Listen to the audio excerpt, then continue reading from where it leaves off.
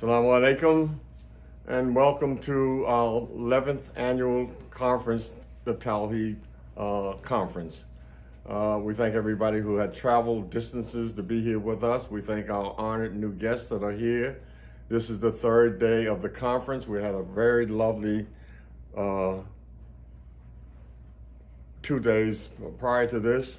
We had some good discussion, excellent presentations, which some of you will get to see later on as they're posted onto social media. And today is the last day. The theme of this conference this year is beware of slipping back into darkness. Prior to this, those of you who have been following our conferences, you know that we've talked about knowing what you believe. This year we took a turn in that because of some events that had happened that developed as a result of our Quran study groups and people who have come among us in those groups, and some people in particular who have now left those groups and are rejecting the notion that we have here in this group of following the Quran alone and trusting with Allah alone. One of the people that I want to highlight, and I'm making personally as my own idea, is a brother named Jake Brancatella. Now this brother Jake Brancatella, you know him now as the Muslim metaphysician. I'm going to label him the Muslim metamorphosis, the person who has made such a great backwards and miraculous type change that he's unrecognizable to what he was prior to this. And I'm not just going to be doing that out of spite or some envy or some malice of intent, because he chose to point me out as one of the people who they are now naming and labeling a Quranist. People who follow the Quran alone, and which I reject that title, that label. I am a Muslim who follow the Quran. Now I'm going to play a clip of his calling me out in that position, and so I feel right to call him out. And I'm going to show a clip also of how he was adhering to this position and how he used the material that he learned in our group based on the Quran to uphold the Quran and reject the Sunnah. Following that, I'll show another clip where he, based on conjecture and lack of evidence, turned away from the evidence that he had, solid evidence of the Quran, and now practice Sunni Islam, which is a form of shirk in my belief. So without further ado, let me get into that. So the topic this year is beware of slipping back into darkness. And I also have another brother who I won't call his name. I was going to do it, but he knows who it is, who I think now is on the same path, if he doesn't correct himself, as Jake Brancatella. He's slipping back into darkness. So Jake is my poster boy for this conference, and this other brother is the inspiration. So without any further ado, we'll listen to the clip. A guy that I was very close with named Hamza Abdul Malik, and his videos are on YouTube too, and he's a very well-known proponent of this. He was a Sunni for about 40 years, and he was even known in the Sunni community for debating Christians, and he was actually taught in Ahmadiyya school in South Africa. He was basically Ahmadiyya's representative in the US for debating Christians at the time that this was going on. And later on, he discovered, according to him, that the hadith stuff was nonsense, and so that we only need to follow the Quran, and he's been that way for, I don't know, maybe the past 15 years or so. And so he's another big proponent of this idea. Now, the last verse that I'm going to recite to you guys today is Surah 16, verse 125. It says, "Call to the way of thy Lord with the wisdom and goodly exhortation, and argue with them in the best manner. Surely thy Lord knows best him who strays from his path, and he knows best those who go aright." Now, everyone who gives dawah or knows the Quran knows that even the traditionalists, so-called traditionalists, the Sunnis, use this verse as a springboard for the dawah, a way for them to know how to give dawah and call to Allah. Okay? And this is first directed, because it's used in the singular form, to the messenger himself, but it also applies to us today, of course. Now, in this verse, okay, it says, "Call to the way of thy Lord with the wisdom." You see? Now, in light of us now knowing what the wisdom is, it's the contents of the Quran, because the Quran is Al-Quran Al-Hakim, okay? We know now, based on this verse, we are only to call to Allah alone with the Quran alone, you see? And this is something that the messenger had to use during his time, and that we are to use today. So even this verse alone shows the authority of the Quran alone, and that nothing else is needed, you see? Okay? So, if we wanted to interpret it as you guys do, as the wisdom somehow being equivalent to the Sunnah of Muhammad, we would have to understand this verse as saying, "Call to the way of thy Lord with the Sunnah," which would, if it's distinct from the Quran, if it's distinct from the book, well, then that wouldn't make any sense, and we don't need the Quran. We just need the Sunnah of Muhammad, which obviously you guys do not believe in. So I'm just showing this as an argument from absurdity to show that your position breaks down upon analysis of the term Hakim in the Quran, and we see that it's not what you guys understand it to be and what you interpret it to be. Salamun Alaykum, everyone, and welcome back to my channel, The Criterion.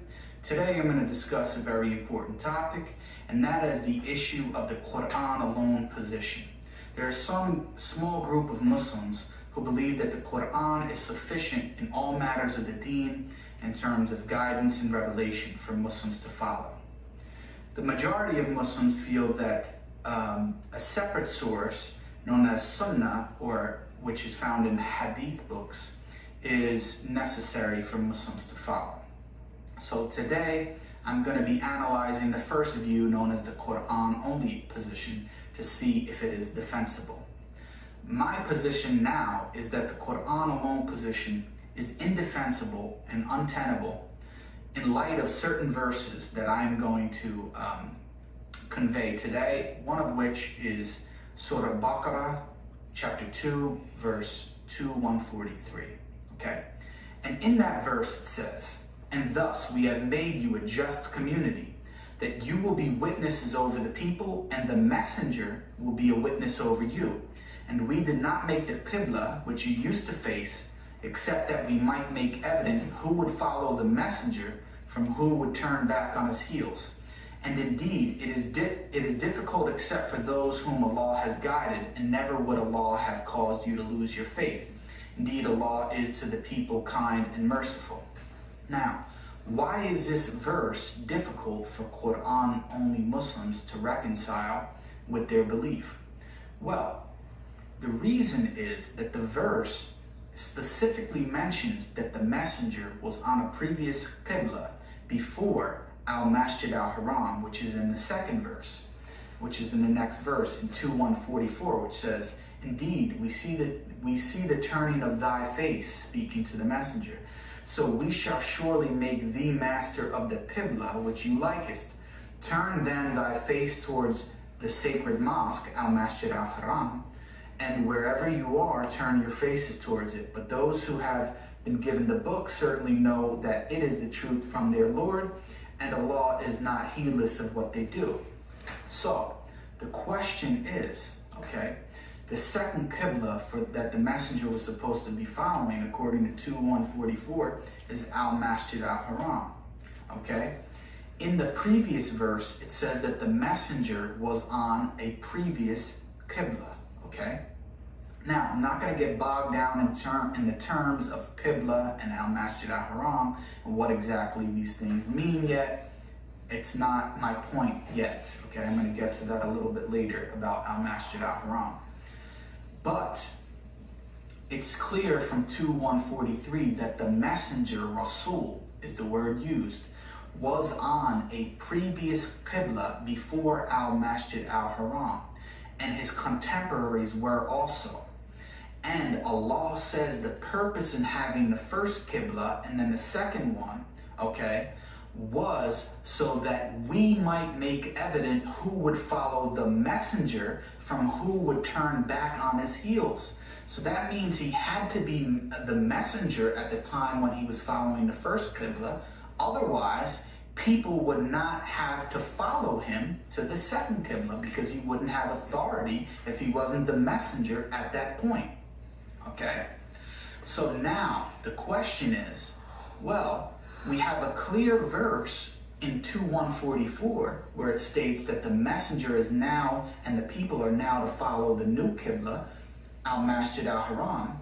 But yet, where is the command in the Quran for the messenger and other people to follow the first Qibla, whatever that was? We don't have any such command, okay? Now, it is the position of the majority, or at least the majority of the Quran-only Muslims that I know, that they believe that the only wahi or revelation that the messenger received was the Quran. So now the question comes, why was he called the messenger at this time when he was on the previous Qibla and teaching others to do so? Okay? And secondly, why was he commanding other people to follow that if he didn't have that command in the Quran? We don't see a command in the Quran for him to follow this other Qibla, okay? So if it's not in the Quran and Allah certifies him in following it and the other people to follow it and tells us the reason for why he did that and says he was a messenger, okay? Then the question is, where is that command, okay? So Sunnis understand that this verse shows that the messenger must have received other wahi apart from the Quran in which the messenger had access to and warned other people by. Now, this is my understanding as well from the verse. I think that's pretty clear. Okay, now I'm going to step up to the whiteboard because I have a diagram regarding this question of whether or not the messenger received wahi apart from the Quran. Okay? So,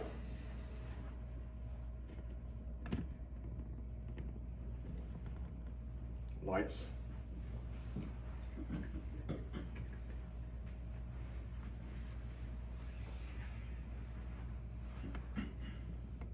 Are we rolling? Okay, there we have it. So, this is why now this evening I'm presenting this lecture. Now regarding this brother Jake, I have another lecture designed for him specifically called The Black Hole. And that lecture is based upon the verse of the Quran, chapter 40, verse 12. That says basically, that is because when Allah wahdahu, Allah alone was called upon, you kafaru, you disbelieve. But when others, the shirk, was associated with him, you amanu, you believe. And so that lecture, we touched upon it earlier here in this group, and it will be posted and developed later on. The black hole. Today, the lecture is Beware of Slipping Back into Darkness, and this is designed for the other party of this black hole and darkness concept, who I feel is beginning to slip back into darkness. And I want to not only reach out to that brother and caution him, but to reach out to each and every Muslim in particular who Allah has taken from darkness into light, and make them aware and be cautious of slipping back into darkness.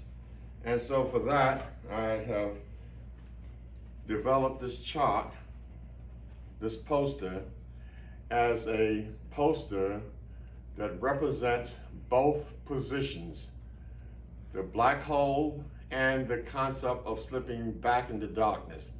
And I said that our good brother Jake is a poster boy in my mind for the black hole. And this is him right here. This is Jake right here.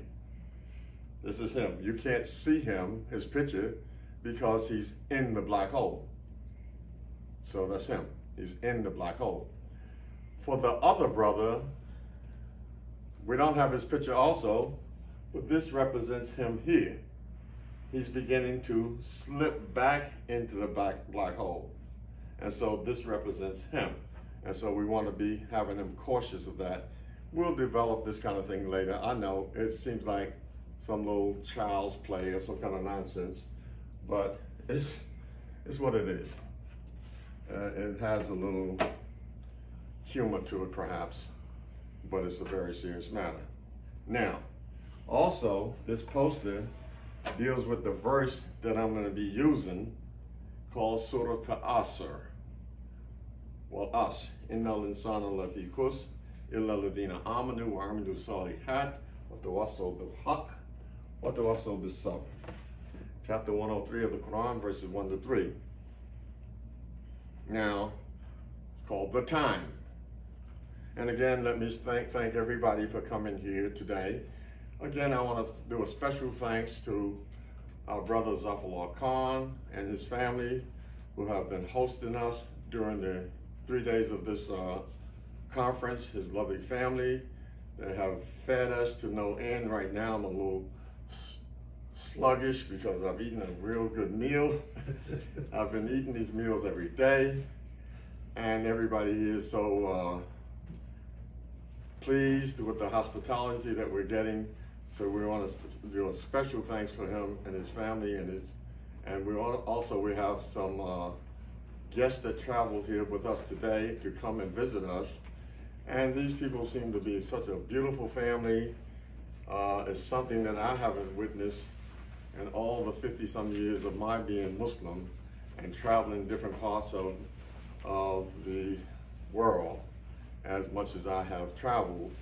I've never seen in one place at one time 2 generations of 3-generation Quran followers alone, believing in Allah alone under one roof. I have witnessed that today. And so I thank Allah for that experience. I don't know if I'll be able to see it again. So now, Asr, the time. The time. The central contention of the Quran is that man, by reason of being a man engaged, is engaged. This man, by being a man, he's engaged in what? A losing transaction. His vigor, his vitality, and his physical powers. Once you come into the world and you become an adult man, you are losing. You come into the world, you're losing. You lose your vigor, your vitality, and your physical powers. And chapter 103, verse 1 to 3, by the time, surely mankind is at loss, except those who believe and do righteous deeds and exhort one another to truth and exhort one another to patience. So the only way you can escape the apparent and inherent loss that you will incur by the token of time, which we see here, that time is here. time will take you here, and time can take you here. It depends on how you utilize time. Man is at loss. You have to enjoin one another with al-haq, the truth, and enjoin one another with patience. Patient doesn't mean here to be patient and, well, let me be patient, just stand around and wait. No, patient means to persevere with patience. Don't be angry, don't be proud, don't be revengeful or whatever, and persevering towards right conduct. So that's what patience is, to persevere with a sense of purpose. Now, beware of slipping back into darkness. Let's also beware of darkness. And again, when I said beware, I could have chosen to say be aware. I could have chosen be aware, and I could have chosen to have said beware, which I did choose. Be aware means to, like, if there's a dog loose in a yard, and I come in the yard, and the sign says, beware of the dog. So that means I see the dog, and I'm aware of him. Okay, it's no problem. I see the dog, I'm aware of him. I don't step on him or nothing. But if it says beware of the dog, now I have to make sure the dog doesn't attack me because there's danger. So beware is alluding to danger. Be aware is just like making you notice something and whatever. So we have to beware of slipping back into darkness because of the danger that's involved. Now, chapter 80, verses 33 to 42. Beware of the darkness. 33. But when the deafening blast cry comes, the day when a man will flee from his brother and his mother and his father and his wife and his children. This is a terrible day. The day when the deafening blast comes, the cry comes out. The day when a man will flee from his brother, from his mother, from his father, from his wife, from his children. Every man of them that day will have concern enough to make him indifferent to others. In other words, I'm not caring about nobody else, just myself. Faces on that day will be bright, laughing, rejoicing at good news. And faces on that day will have dust on them, darkness covering them. Those are the disbelievers, the wicked ones. So you have to be aware of that day of darkness. Now, chapter 2, verse 257. Chapter 2, verse 257. This is what this poster represents here. Allah is the friend of those who believe. He brings them out of darkness into light. And those who disbelieve, their friends are the devil, who takes them out of light into darkness. They are the companions of the fire. Allah brings you out of darkness into light, light meaning the truth. The word light in the Quran is nur, and that word, grammatically rooted, is singular. So that means the source of light and guidance is one source, singular. But the word for darkness is dhulamat, and that word is plural. That means that the darkness that you are involved in is multifaceted. Could be any kind of thing. A lot of darkness, only one source of guidance for the light. Now, as a sidebar, chapter 43, verse 36 to 37. And whoever turns himself away from the remembrance of the beneficent, we appoint for him a devil. So he is his associate. And surely they hinder them from the right path, and they think that they are rightly guided.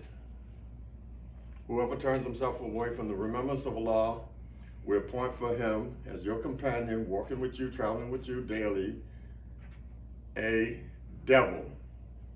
They hinder you from the right path, and at the same time, you are thinking that you are rightly guided.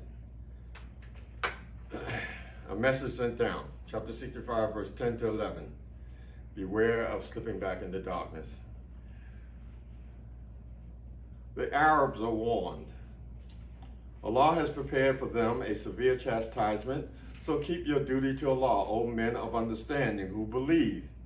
Allah has indeed sent down to you a reminder. What? A messenger who recites to you clear messages of Allah, so that he may bring you forth from those who believe, bring them forth from darkness into light. Allah has sent down to you a messenger who recites to you the clear messages of Allah. He's reciting to you the clear messages of Allah. That's what it is. He's not reciting to you any other source. No hadith. He's not rehearsing to you any sunnah.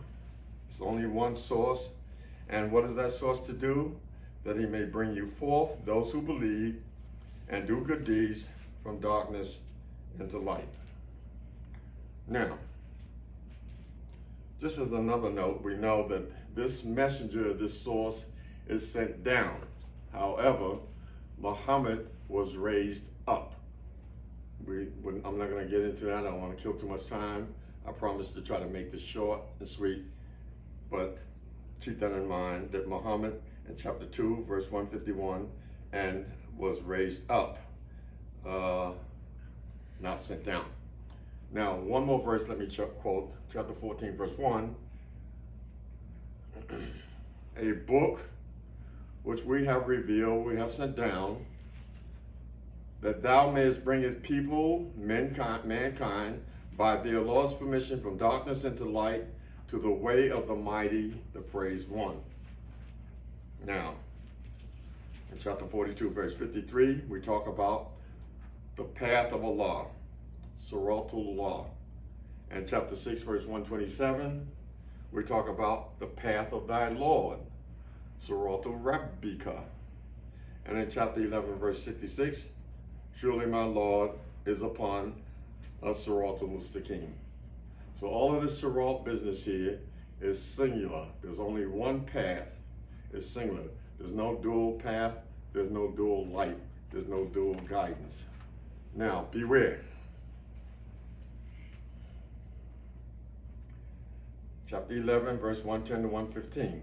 Beware. And certainly we gave the book to Moses, but differences arose therein.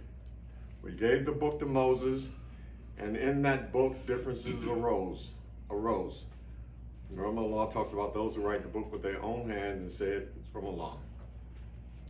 And had not a word gone forth from thy Lord, the matter would have been decided between them, and they are surely in dispute and doubt about it. Verse 111. And thy Lord will surely pay back to all their deeds in full. Indeed, he is aware of what they do. Verse 112. Continue then in the right way. Now, we talked about this verse earlier where it says, Fastakimu. In other words, when you're standing talking to Allah about Ihdina Siratal Mustaqim, Allah has told you, in terms of the messenger, that we have guided you to the Siratal Mustaqim. We've guided you there already. Now he's telling you to continue in that way. Why would he tell you to continue in the right way and you still asking to be guided to the right way? It doesn't make sense. So that ritual prayer that you're doing every day, reciting the Fatiha 17 times or more a day, is just redundancy, it's lunacy, it's silly season. And we talked about that before. So now, continue in the right way as thou art commanded, as also those who turn with thee, and be not inordinate, surely Allah will see what you do. Verse 113. And incline not to those who do wrong. You see, here's our beware. Don't incline to those people who do wrong, lest the fire touches you. You want to incline to them, you opening your door up, you open yourself up for the fire to touch you. Don't incline to those people who do wrong. And you have no protector besides the law, then you will not be helped. And Akimi Salah, at the two ends of the day and the first hours of the night, surely good deeds take away evil deeds. This is a reminder for the mindful. Now, of course, some people are going to look at this and say, oh, look at him. He didn't want to say, keep up prayer. He said, Akimi Salah. He's trying to dodge that bullet.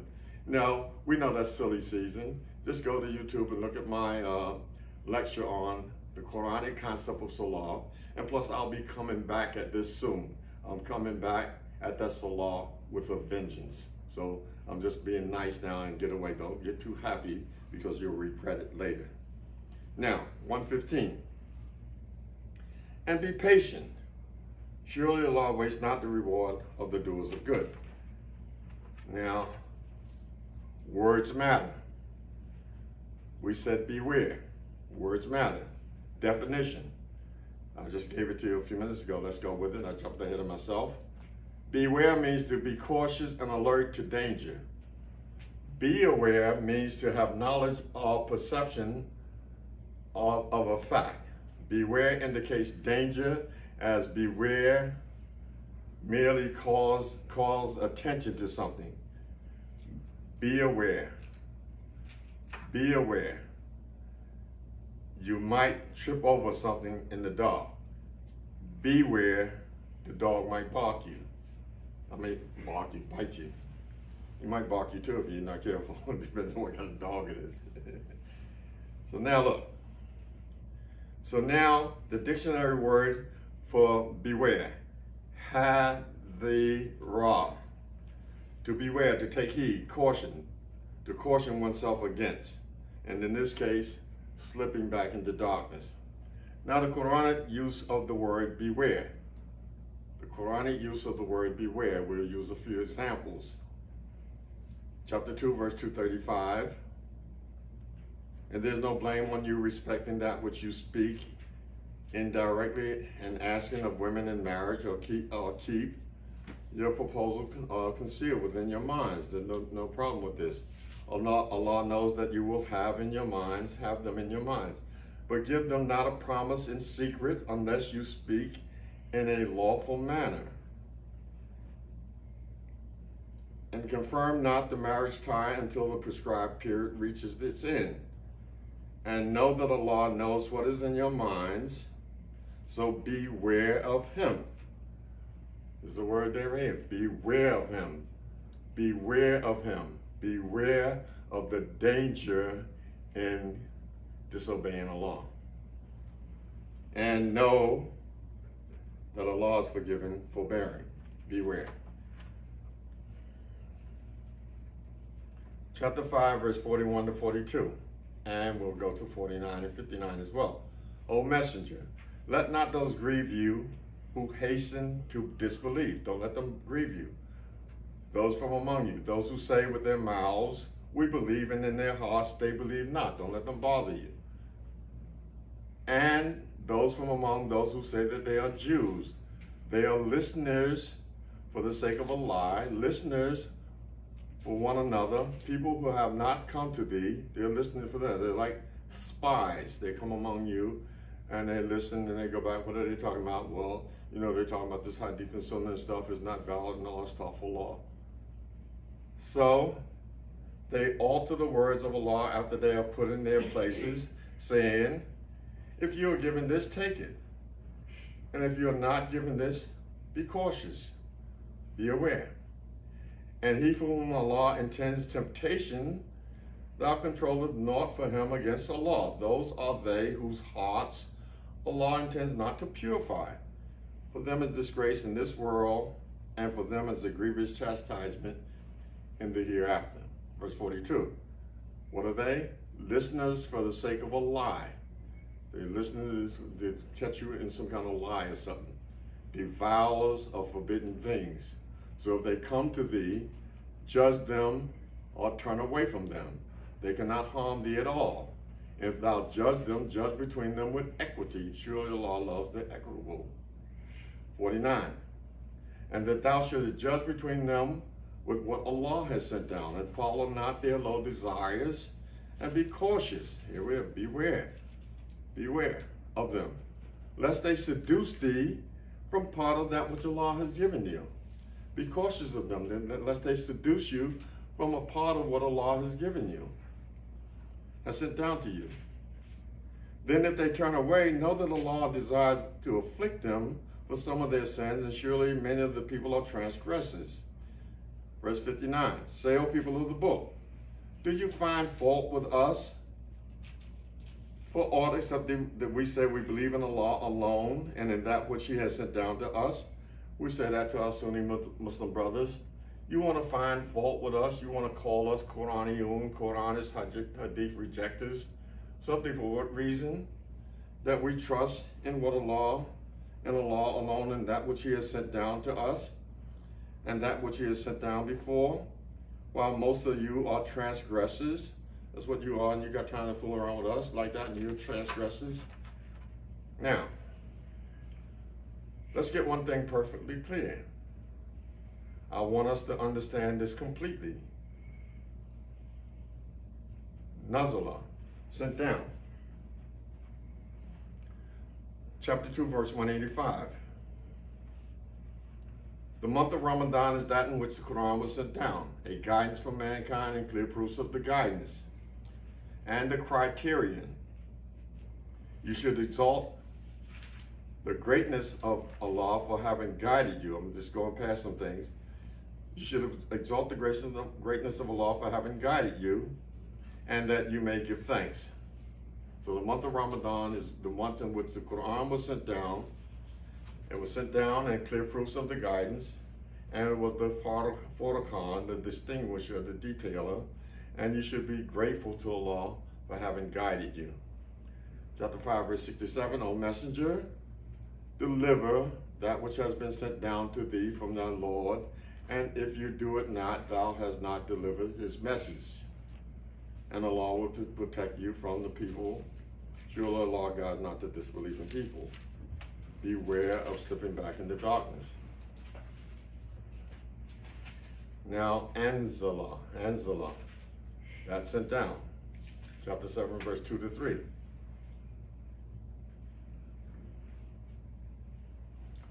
A book, chapter 2, verse 2, a book sent down to thee, to Muhammad, a book sent down to thee.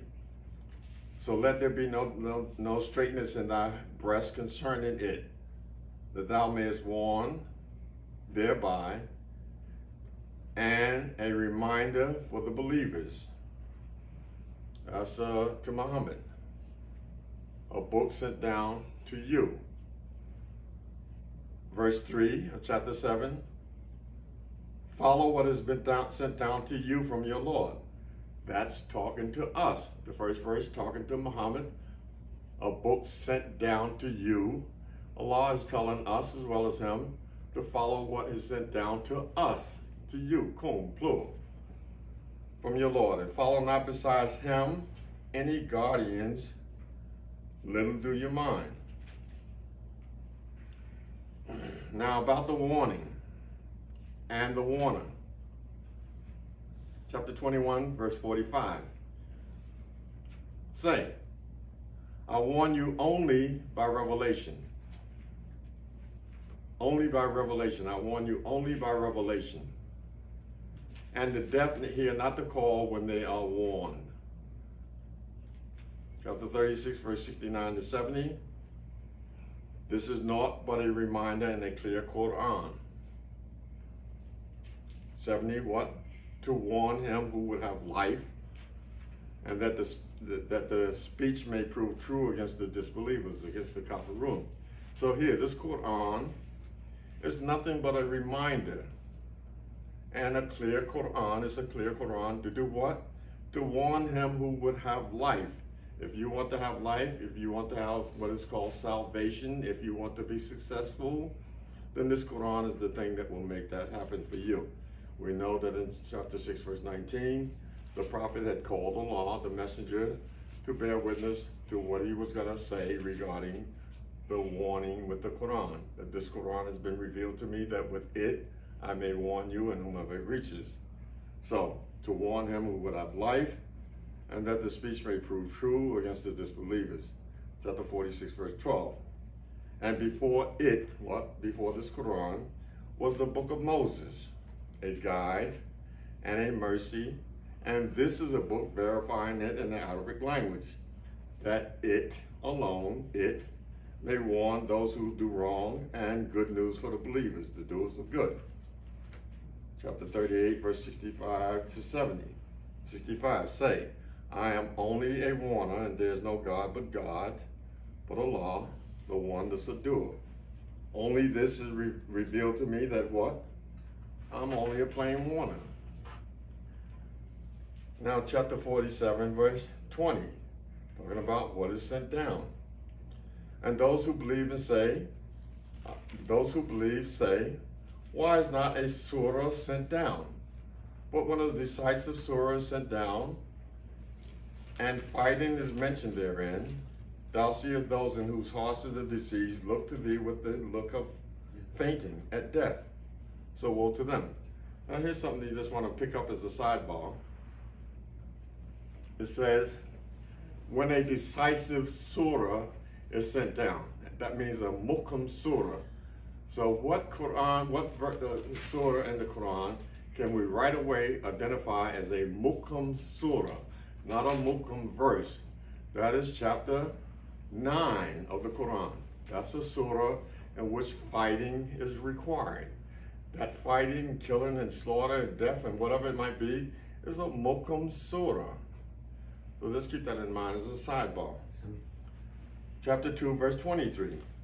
And if you are in doubt as to that which we have sent down to our servant, then produce a surah like it, and call your helpers besides Allah if you are truthful. So now, like our good brother Jake was talking earlier on the tape about something revealed to the messenger other than the Quran. So he didn't know what it was. He's only guessing, so he jumped ship out of the Quran, threw the Quran under the bus based on that conjecture that he didn't know. Well, he should have read this verse, chapter 2, verse 23, where it said that if you are in doubt about that which we have sent down to our servant, then produce a what? A surah like it. That means what was sent down is surahs. Now he got something other than the surahs of the Quran, some other surahs like it? You mean the hadith is surahs like it? The seerah is surahs like it? What kind of lunacy is that? Now, so he's forever stuck with that. He can't take that back. He didn't know, and there's no surahs like that. He just jumped into a black hole. He's there now. He has to kind of exit on the other side or find a way to ask Allah to relieve him, get him out of that black hole. And everybody else who's in it, or those people who will slip into it, make sure that they don't confuse these second source things and make them as surahs, because that's the only thing that was sent down to the messenger, surahs. If you're in doubt about that which we have sent down to our servant, produce a surah like it, and call your helpers besides Allah if you are truthful. Only surahs were sent down. Again, talking about what is sent down, chapter 13, verse 19.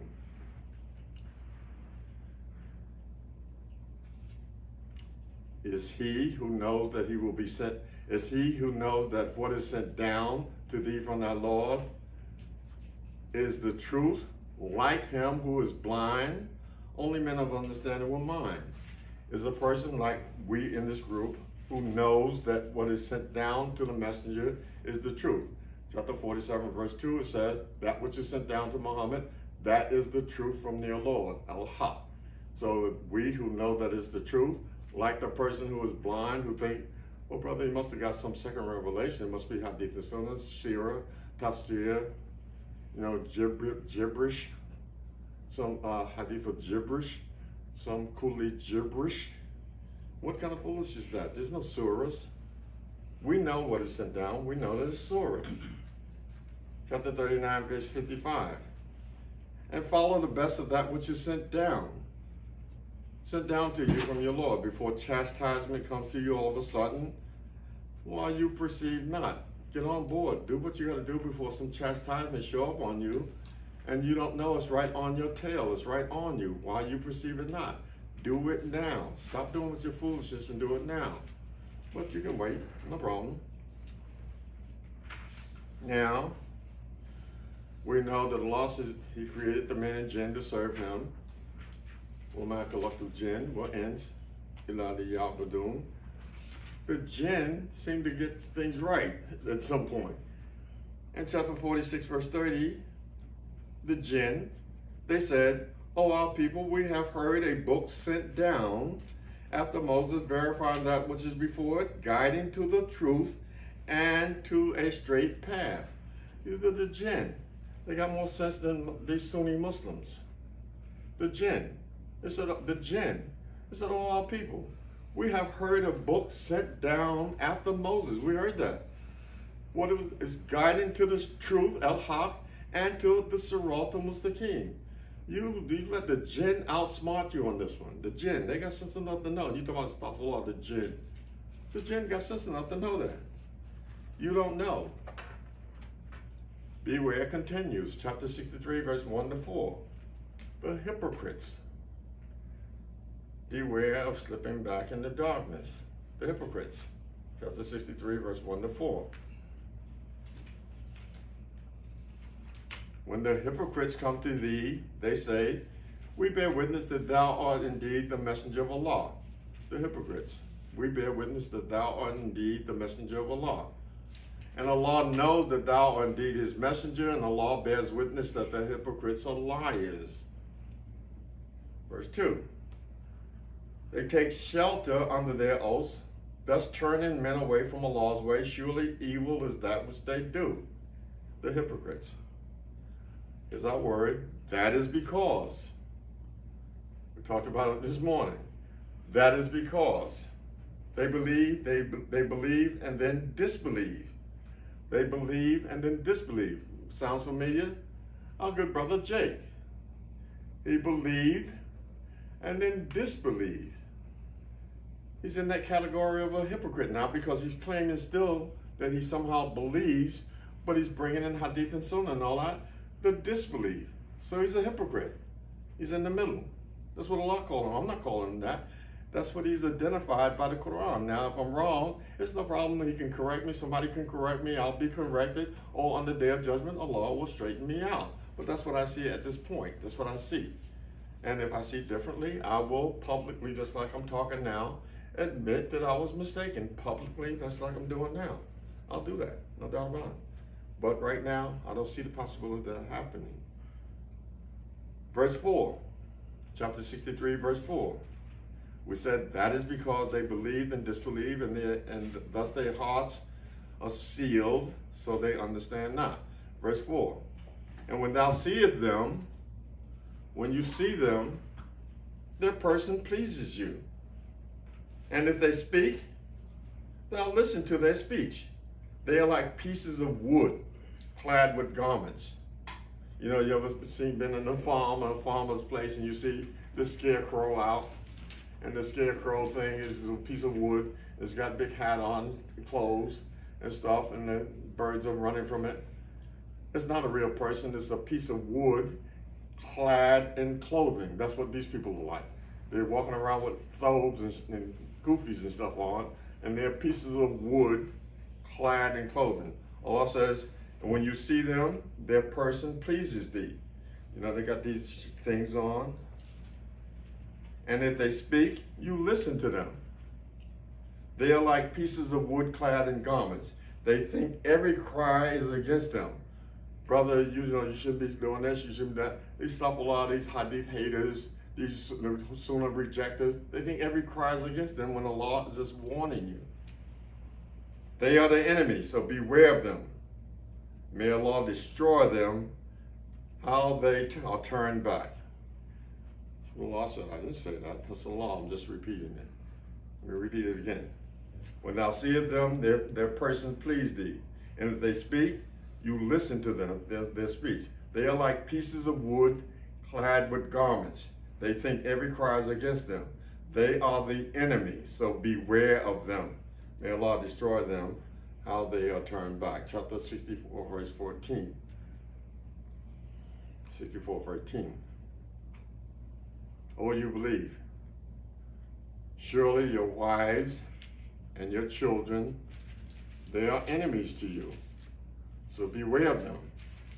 And if you pardon and forbear and forgive, surely Allah is forgiving and merciful. Finally, chapter 5, verse 92. And obey Allah and obey the messenger and beware. Obey Allah and obey the messenger and beware. But if you turn back, then know that the duty of our messenger is only a clear deliverance of the message. You mean Muhammad is only a mailman? Muhammad is but a messenger. And the duty of our messenger is only what? A clear delivery of the message. Now this I'm calling the big slip. The big slip. And in this coloration I got here on the chart, I got it pink. It reminds me of the pink slip. You know, when you're working and you get a pink slip, that's a problem. You say, wow, I'm sorry, we have to let you go. This is the big slip. Beware of slipping back in the darkness. This is the big slip, which will turn into a pink slip for you. Now, what is a pink slip? A notice of dismissal from employment. Chapter 2, verse 34 to 36. Chapter 2, verse 34 to 36. And when we said to the angels, be submissive to Adam, they submitted, but Iblis did not. He refused, and he was proud, and he was of the disbelievers. He was a kafir. And we said, O Adam, dwell thou and thy wife in the garden, and eat from it a plenteous food from wherever you wish. And approach not this tree, lest you be of the unjust, of the Zalimeen. But the devil made them slip. This is the big slip. This is the big slip, which turned into a pink slip. You see? They slipped, and then they got, oh, we have to lay you off. Excuse me. You're out of here. Get your stuff. Pack up. You're out. The devil made them slip. Slip from it and caused them to what? Depart from the state in which they were in. Chapter 3, verse 154 to 157. We have to beware now of slipping back into darkness, because this is what the shaitan is going to cause us to do.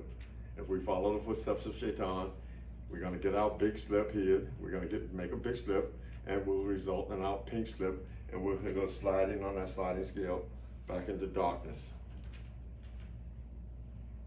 Chapter 3, verse 154 to 157.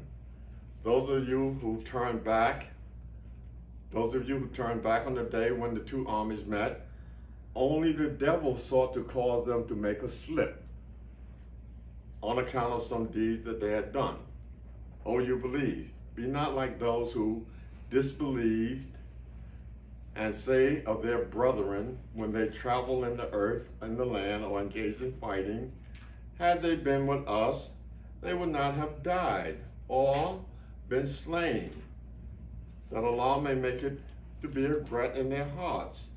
And Allah gives life and causes death, and Allah is the seer of what they do. You know, when we were coming here to this conference, some tried to persuade us, look, you should not go to this conference because, you know, this pandemic thing is out there still, and you're going to be sitting around people with the mask on and all that kind of thing. You could cause a problem if. You should stay home and die home. Let some fall down the stairs and die home.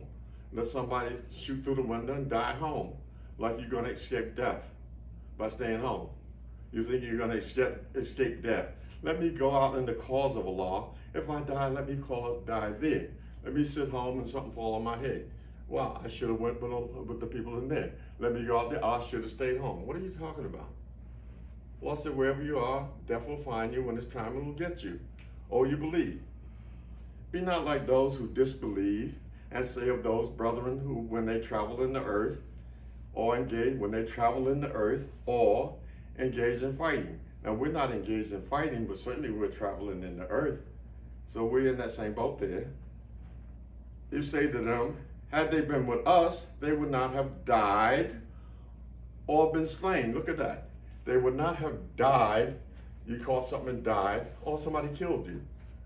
You see, you would not have died. What you died from, I caught something and died, or was slain. What happened? I got out there and the guy hit the car and I jumped out and fighting and the guys killed me.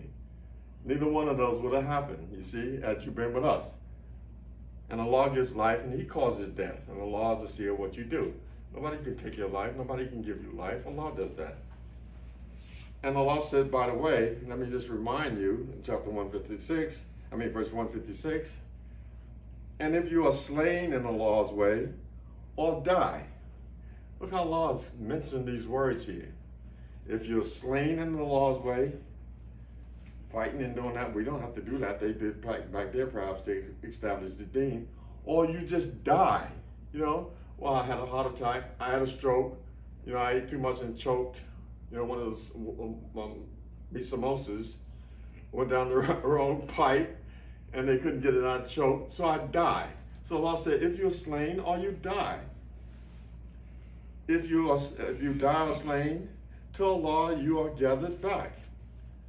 If you're slain in Allah's way or die, sure Allah's protector, and He's and His mercy is better than what you amass. You see, chapter June 8, looking at this, you're seeing how you're crossing these verses up. I can read it there, see what you're doing. Chapter 3, verse 156, if you are slain in Allah's way or die, surely Allah's protection and His mercy is better than what you amass. 157, and if you die or slain, to Allah you are gathered. What are you talking about? What's the problem? Why are you trying to be staying home and scared that something's going to happen to you in Allah's way? What are you talking about? You want to sit home, and whose way are you sitting on? When you're invited to Allah's way and you want to sit home, whose way is that? You can't be going to Allah's way and you reject that and sit home in Allah's way. How many ways does Allah got? One going this way and one going that way? No. One is going to be the devil's way. He's going to call you that. You're invited here, the devil's calling you here. So that's just some confusion in our mind. And Shaitan puts that thought in our mind. Chapter 2, verse 204 and 207 to 209. 204. And of men is he whose speech about the life of this world pleases thee. And he calls Allah to witness of that which is in his heart. Yet he is the most violent of adversaries. And again, of men is he who sells himself to seek the pleasure of Allah. Look at this. Two types of men. One type of man is the man whose speech of the life of this world pleases you, you see? Yet he is the most violent of people, you see? He calls Allah to witness what is in his heart. Yet he's a liar and a thug and a mischief maker. There's another kind of man. And of men is he who what? Sells himself to seek the pleasure of Allah. And Allah is companion, and Allah is compassionate to his servant. This man will sell himself to seek the pleasure of Allah. You see? In other words, I'll sacrifice my own life, if necessary, to seek the pleasure of my Lord. Or you believe. Enter in complete peace, meaning surrender and follow not the footsteps of the devil. Surely he is to you an open enemy. He's out in the public. You can't say, excuse me, the devil around anywhere? You're going to say, no, he's not around. You think the devil is not around? He's an open enemy. He's open. You see? As a matter of fact, he's whispering in your ear right now. You see? So he's open. You don't have to look for him, think he's hiding somewhere. He's with you wherever you are. He's with you there, whispering. Allah gave him leave to track you down. Oh, you believe, enter into complete peace, surrender, follow not the footsteps of the devil, surely he's open-ended for you. But if you slip, beware of slipping back into darkness. If you slip after what? Clear arguments have come to you, then know that the law is mighty wise. If you getting caught up in the devil, beware of him. But if you slip after clear arguments, I can see you slipping and you didn't have no arguments, you didn't know, and so the devil caught you out there, you was unaware, but you got clear arguments, and then you slip after that? Like, well, Brother Jake had, you see, he said, this argument alone, this verse alone is enough against the Sunnis. Chapter 2, verse 125. After marshaling a whole slew of Quranic verses in that lecture, which is now on YouTube, the wisdom argument, after marshaling all those Quranic verses, clear arguments, yet he slipped and turned back into darkness after clear arguments had come to him. I'm saying that's a poster boy for me for the black hole, the darkness. That's him. He did that, not me. That's his business. He chose to do that, and then after he did that, now he wanted to know, well, I asked people to explain to me this verse and all that. I said, you did that after you had jumped into the black hole. Ain't nobody going into no black hole trying to explain no verses to you.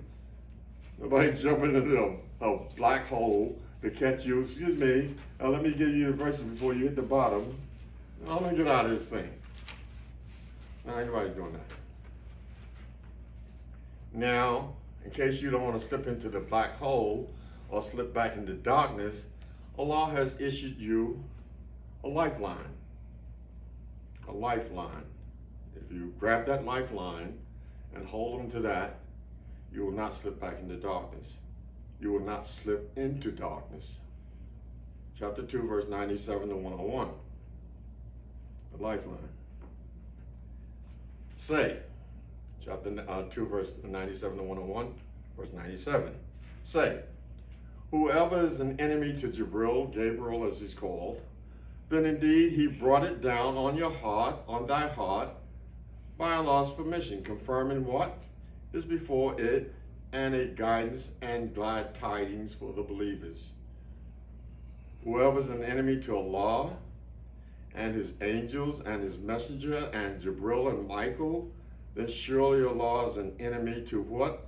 The disbelievers, the kafirun, the people who, when Allah alone is called upon, without any second sources, they're kafir, they're kafirs. They're not ya ayyuhalladhina amanu, they are ya ayyuhal kafirun. They're kafirs because they don't like Allah alone, chapter 40, verse 12.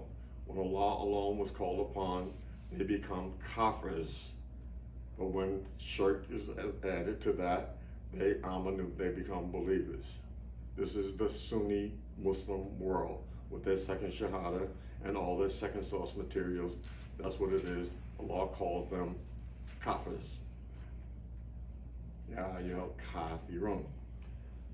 That's waiting for you in the black hole argument, but you can get a taste of it now so you can start trying to get up out of that if you like. Be prepared for what's coming, more of it. Well, that's what it is. You're kafirs. All you Sunni Muslims and Shiite and any second source people on the planet Earth, whether you be Jews, Christians, Hindus, Buddhists, whoever, second sorcerers, not flying saucers, second sorcerers, or kafirs according to your creator. Now, whoever's an enemy to Jibril, whoever's an enemy to Allah and his angels and the messengers and Jibril and Michael, then surely Allah is an enemy to the disbelievers. And we have indeed revealed to thee clear verses, and none disbelieve in them except the defiantly disobedient, the fasikun. Verse 100 rather. Is it that whenever they make a covenant, a party of them cast it aside, nay, most of them have no faith. And when they come to them a messenger from Allah verifying that which they have, a party of those who were given the book threw the book of Allah behind their backs, as if they knew nothing. They threw what? The Kitab Allah. Can you imagine now? Allah is using the Kitab Allah. He's not saying the book, so you can say, What book? The Injil, the Torah? That's not the real Injil. It's not the Torah. What book? Allah said, no, the Kitab Allah. So I don't care what book it is. Allah calls it the Kitab Allah. Now, which one you know is not the Kitab Allah? Which one you say is not Kitab Allah? Allah calls Kitab Allah. So what do you call? You got this Quran? Is that Kitab Allah? Well, the message said, my people have made Makjur, and they hid you from the Quran. So you got there. You got caught there. You got. So you jammed. So you threw the book of Allah behind your back. Now, chapter 3, verse 100 to 102. Allah says, how can you disbelieve while you are recited the messages of Allah, and among you is his messenger? How is it that you're doing that? Allah saying, accusing you, that means you were doing it right then. And you're doing it now. How can you disbelieve when you're being recited the messengers of Allah? And in that case, at that time, and I would venture to say that right now we have the messenger among us, because the messenger is the message. So if I go to a bookstore and I find a Quran and I read it, that's a message. And where's that message embodied? In the message, the Quran. So that Quran is bearing the message, it's the messenger. I mean, take that as you will, whatever. Just let's take the message. If you don't like all the other talk, forget about that. The message. You see, how can you disbelieve while you are recited the messages of Allah? That's what we're doing right now. And that's what Jake did on that video. He recited the messages of Allah. Then he himself disbelieved. Not the people he was reciting it to.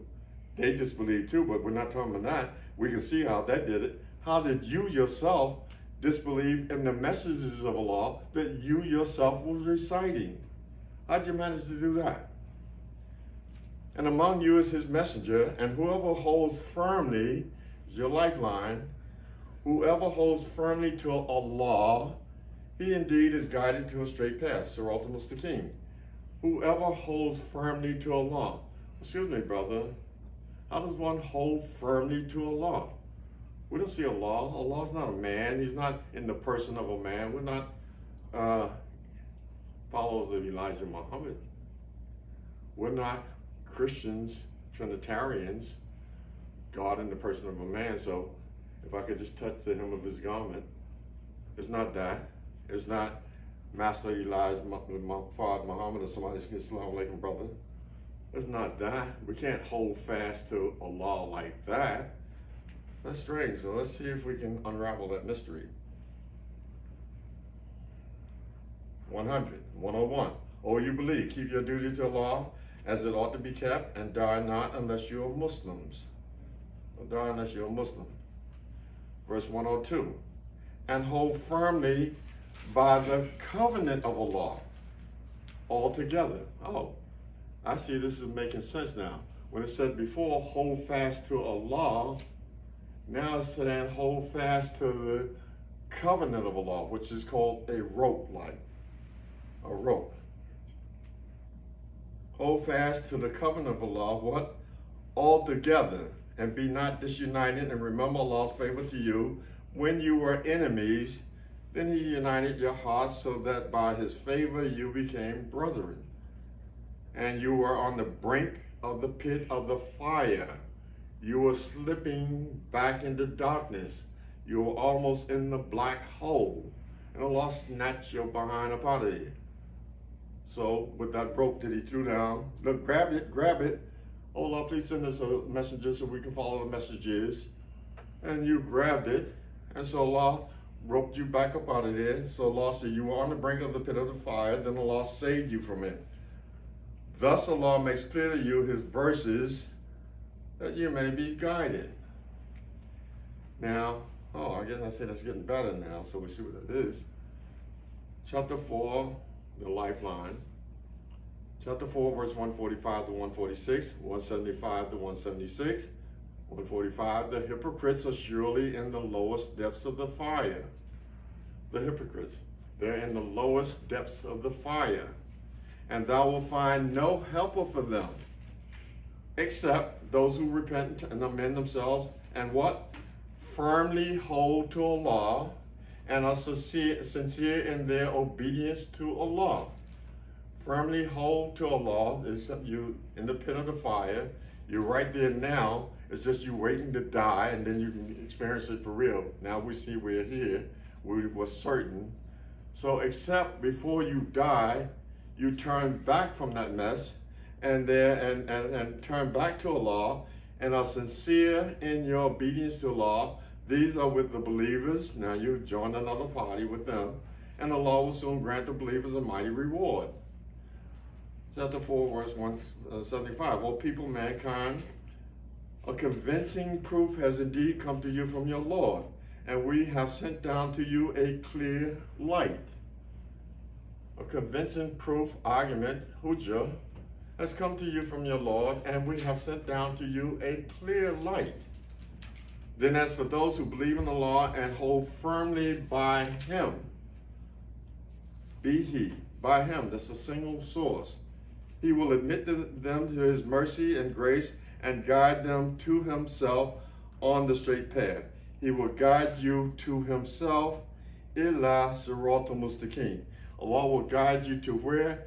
To Himself on a straight path.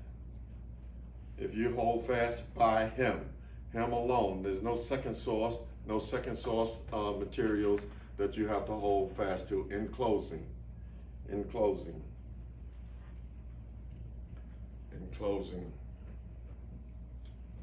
chapter 43, verse 21 to 24. Or 21, chapter 43, verse 21. Or have we given them a book before this Quran, so that they are holding fast to it? You got another book that you want to hold fast to? We told you to hold fast to the rope of Allah, hold fast to the covenant of Allah, hold fast to Allah, hold fast by Him. Have you got another book that you hold fast to it? Yeah, you got Sahih Bukhari and all that. You're holding fast to that. You say the best speech is the speech of Allah, the best guidance is the guidance of Muhammad. So you got another book. Wow, look at that. How do you do that? And you're holding fast to that. Even though Allah says, then you associate gods who guide to the truth. 1035. Allah guides to the truth. Your duty, Muhammad, is not to guide. Chapter 2, verse 272. Your duty, what? Is not to guide, but Allah guides. But yet you got that hadith book, and you're holding fast to it. Allah has indicted you 1400 years ago that you're doing right today. You're falling right into that trap today. Yet you're talking about Quranists, Quraniyun, hadith rejectors, a bunch of fools, a bunch of baboons. And I hate to call you names like that, but Allah calls you a kafir. You should like what I'm calling you, baboon and stuff like that. Allah calls you a kafir. Allah says you're a kafir. Allah calls you a kafir. You're not ya ayyuhal ladina amanu, you're ya ayyuhal kafirun. Chapter 40, verse 12. Go get your sheikhs and your tafsirs and your hidayah books and examine chapter 40, verse 12 carefully. And beware that it's coming your way in a neighborhood, your neighborhood soon. Coming to you soon. Chapter 40, verse 12 is coming to you soon. In full color and detail. Chapter 43, verse 21 to 24. Or have we given them a book before this Quran, that they hold fast to? They're holding fast to it. Nay. They say, we found our fathers on a religion, on a way, and surely we are guided by their footsteps. No, we don't have a book. We don't have a book that you gave us that we're holding for. No, there's no book. But we found our fathers on a path, and we're following their footsteps. We're following what we found our fathers doing. We ain't even got a book. We're just following some blind foolishness. Look, we ain't even got sense enough to follow a second book. There's no second book. We ain't got sense enough, even though we followed that, but we even throw that under the bus. We threw the Quran under the bus. We're going to throw that book under the bus. We're following our footsteps of our fathers. That's what we were raised in. That's what they did. We're traditional, following that tradition like that. And that's what we're doing. We're not going to think about this. That's what they did. Why would I be thinking about that? That's what they did. We're following them. Nay, they say, We found our fathers on a religion, on a course, and surely we are guided by their footsteps. And thus we have sent not before thee, a warner and a town, but the wealthy ones among them, the high polluting people, the people of status, statue, or recognition. They said, surely we found our fathers following a religion, and we follow their footsteps. And so the warner said, wait a minute, hold it, what did you just say? You don't have a book and you following what your ancestors did, ancestral worship, tribal worship, sunnah, tradition. What? The warner said, even if I bring you a better guide than that which you found your fathers following? You mean even if I bring you a better guide than that which your fathers got? Look, check this out. Wow, I didn't have nothing like that. Wow, that's heavy. Where'd you get that from? This is better than me. Sorry, brother, I'm sorry.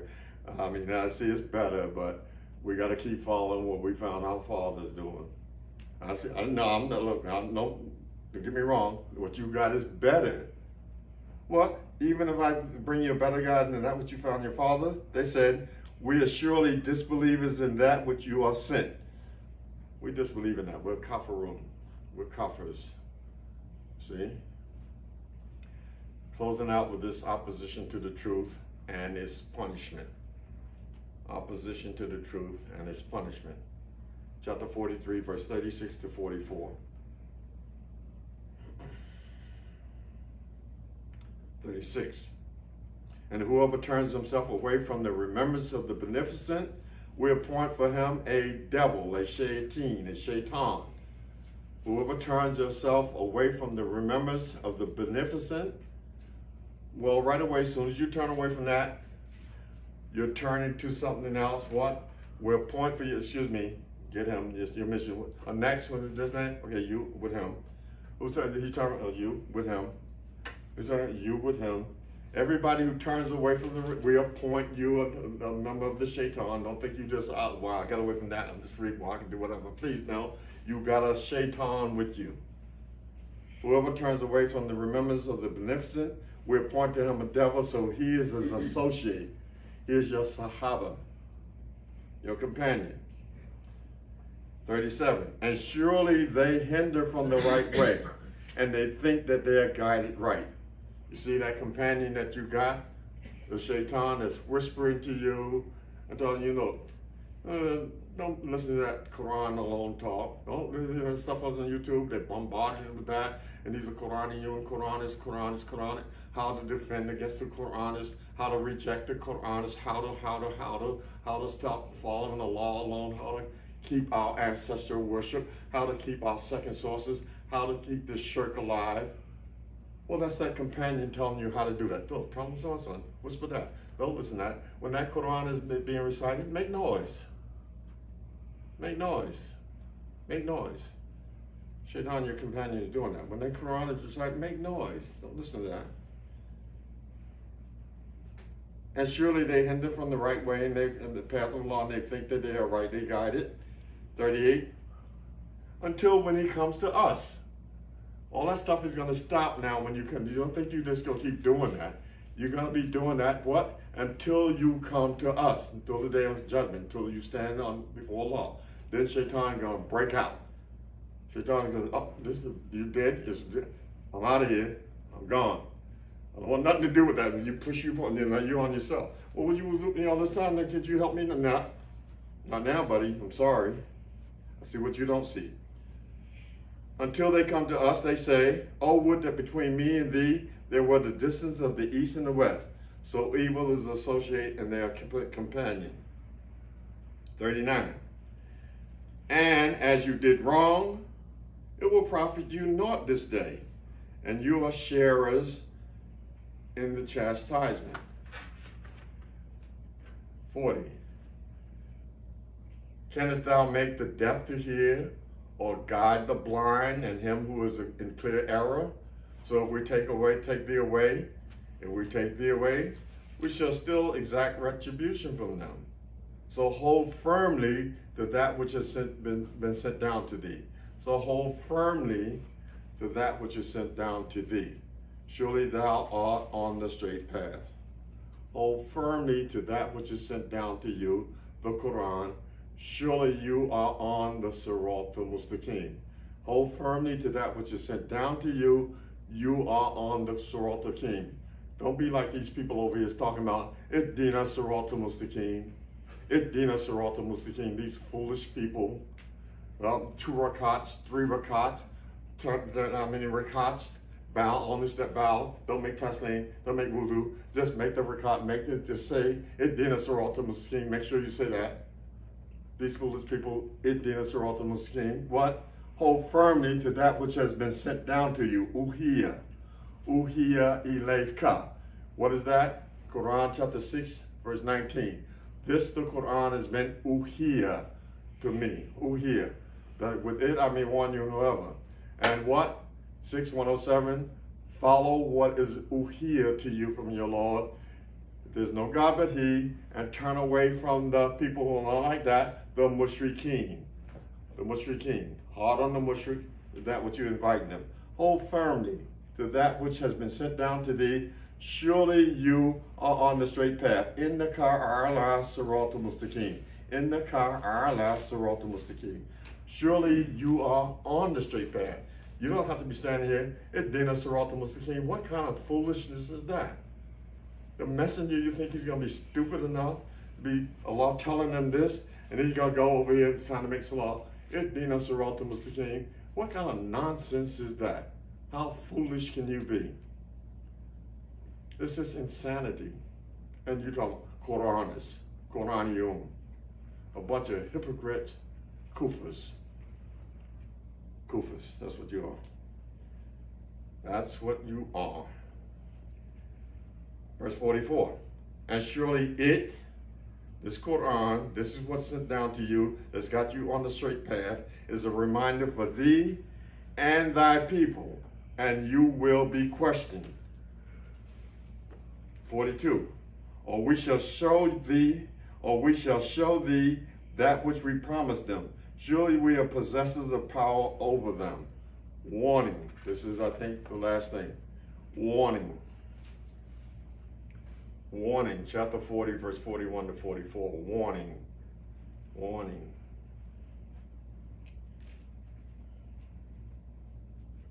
And oh my people, how is it that I call you to salvation and you call me to the fire? What kind of bargain is that? I'm calling you to salvation. You're calling me to the fire. What kind of shit is that? Excuse me for saying that, but that's what it is. It's like, what? I'm calling you to salvation, to save your soul in the day, to have paradise and all that. This is what the book, the Quran, is calling you to. That's what the Quran is calling to you. Now, if you saying that I'm a Quranist, Quraniyun, and this Quran is definitely, you must admit, calling you to salvation. So I'm using it, but you're unhappy because I don't have this gibberish over here. I'm using this. So at least admit that with this, I'm calling you to salvation. Now I'm saying with that, you're calling me to the fire. Because Allah says, this is some lakhwal hadith. There's some frivolous hadith that leads away from this asnal hadith. You have hadith that's leading away from the asnal hadith, what you call sahih hadith, that's got foolishness in it. So now, how is it that my people, I'm calling you to salvation, you call me to fire? You call me to what? You call me to disbelieve in Allah alone. You call me to disbelieve in Allah alone and to associate with Him that for which I have no knowledge. And I call you to the mighty, the forgiving one. Look what you're calling me to, some foolishness. I'm calling you to Allah. You know Allah. You believe in Allah. You know the Quran. You accept the Quran. I'm calling you to that. Allah alone, the Quran alone. But you calling me to some second source and some foolishness. You have no right to that. What kind of deal is this? What's going on here? Can you really think about that for a minute? Oh, brother, you know, you're right. But, you're right, but. You're right, but. So wait, let's cut off the but for a minute. The right, am I right? Yeah, what's making me right? Now, after you explain and tell me what's making me right, then tell me your but. See how that but overrides the right that you just told me. You can see that's nonsense. 43. Without doubt, that which you call to me, you calling me to, has no title to be called to in this world or in the hereafter. What you calling to me is BS in this world and BS in the next. It's BS in this world and BS in the next. It has no title, it's worth nothing. And our return is to Allah, and the transgressors are companions of the fire. So you will remember what I say to you, and I entrust my affair to Allah. Surely Allah is seer of the servants. You will remember what I say to you, and I entrust my affair to Allah. Surely Allah is seer of the servant. Subhana rabbika rabbil izzati amma yasifun. Wa salamun ala al-mursalin. Walhamdulillahi rabbil alamin.